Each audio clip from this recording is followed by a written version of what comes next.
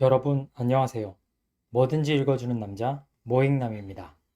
오늘도 빠르게 하루 동안 있었던 뉴스를 읽어드릴게요. 윤석열 정부 1기 내각과 대통령실 참모진 52명의 재산이 공개가 됐습니다. 평균을 봤더니 한 사람당 43억 원 꼴이었다고 하는데요. 윤 대통령은 76억 원 정도를 신고했다고 합니다. 직무와 연관돼 이해 충돌 논란이 있는 재산들이 있다는 게 화제가 되고 있습니다.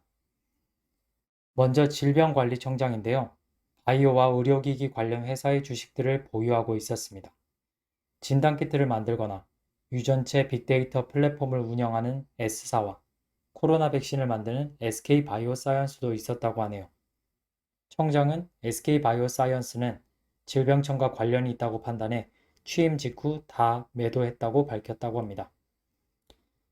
네오이즈가 자체 개발 중인 피해 거짓이란 게임이 게임스컴 어워드 수상작에 선정됐다고 합니다. 한국 최초라고 하는데요. 콘솔 게임으로 나온 것으로 보입니다. 피해 거짓은 고전 피노키오를 성인 잔혹극으로 각색해 독자적인 세계관을 선보이는 싱글플레이 액션 RPG라고 합니다. 2023년 출시를 목표로 콘솔과 PC 플랫폼으로 개발 중이라고 하네요. 비트코인이 2만 달러도 안정적이지 않다며 매파 파월의 코인 시총이 110조가 사라졌다는 뉴스가 있었습니다.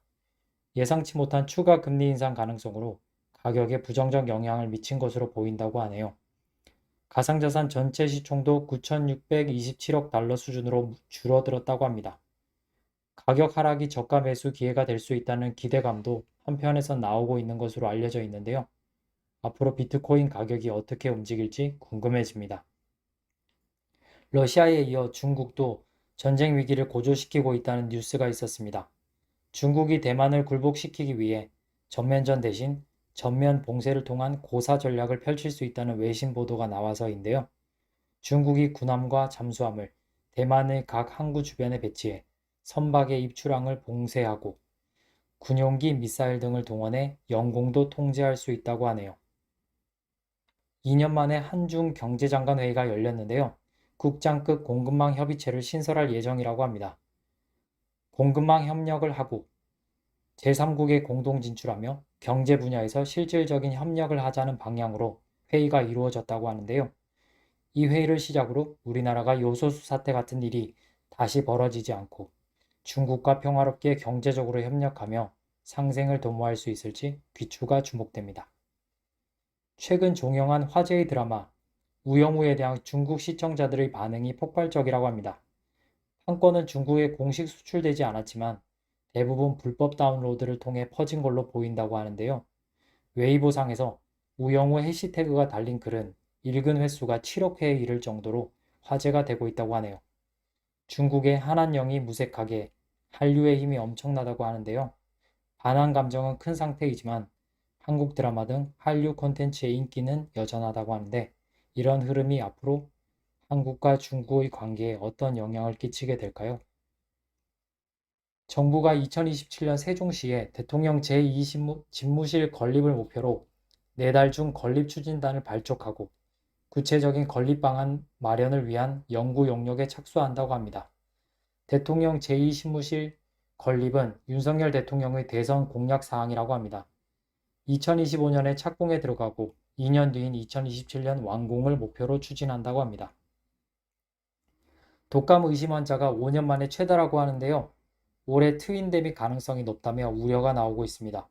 코로나뿐만 아니라 독감까지 유행할 수 있어 여러분들도 손 씻기와 마스크 착용을 잘 하셔서 바이러스에 감염되지 않고 올해를 건강하게 잘 넘기셨으면 좋겠습니다.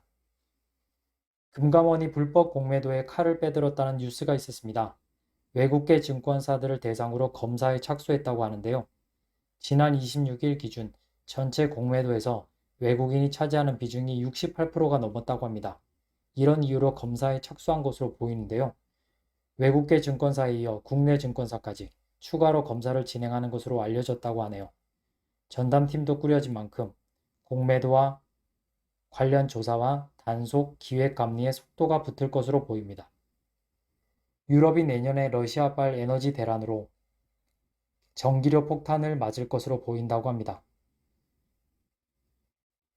1년 전과 비교해 무려 10배 이상 인상된 전기요금을 내게 될 것으로 보이는데요. 4인 가구가 1년 사용 시 독일은 409만 원, 프랑스는 482만 원 요금 폭탄을 내게 될 것 같다고 하네요. 정말 엄청난 금액인데요. 러시아가 유럽행 가스관을 완전히 걸어 잠그겠다고 예고한 데 그 배경이 있다고 합니다. 저 금액을 실제로 내야 한다면 큰 부담이 될 것 같은데요. 문제가 잘 해결되어서 전기료가 저렇게 상승하는 일이 없었으면 좋겠습니다. 오늘의 머익남 뉴스는 여기까지입니다. 이번 시간은 8월 29일 공모주 청약 안내입니다. 키움 제7호 스펙과 8-1 공모주 청약이 있습니다. 관심 있으신 분들은 키움증권과 SK증권에서 청약을 하시기 바랍니다. 이번 시간은 8월 29일 월요일에 부동산 청약 있는 것 중에 서울, 경기, 수도권을 중심으로 소개해 드리겠습니다. 첫 번째는 수원 아이파크시티 10단지 특별 공급이 있습니다. 128세대이고 7억 2천부터 7억 3천까지 구성되어 있습니다. 경기도 오산 세교 2지구 A10블록 칸타빌 더 퍼스트가 특별 공급이 있습니다. 514세대이고 분양가는 4억 3천입니다. 천왕역 모아일가 트레뷰 특별 공급이 있습니다. 140세대이고 8억 6천에서 10억 9천7백까지 구성되어 있네요. 봉담 파라곤 무순위 청약이 있습니다. 한 세대입니다. 영통 푸르지오 트레센츠 무순위 청약이 있습니다. 23세대입니다. 영통 푸르지오 파인베르 무순위 청약이 있습니다. 2블록으로 보이는데요. 9세대입니다. 칸타빌 수유 팰리스 무순위 청약이 있습니다. 26세대입니다. 한화 포레나 인천 9월 무순위 청약이 있습니다. 41세대입니다. 오늘도 끝까지 시청해 주셔서 감사합니다.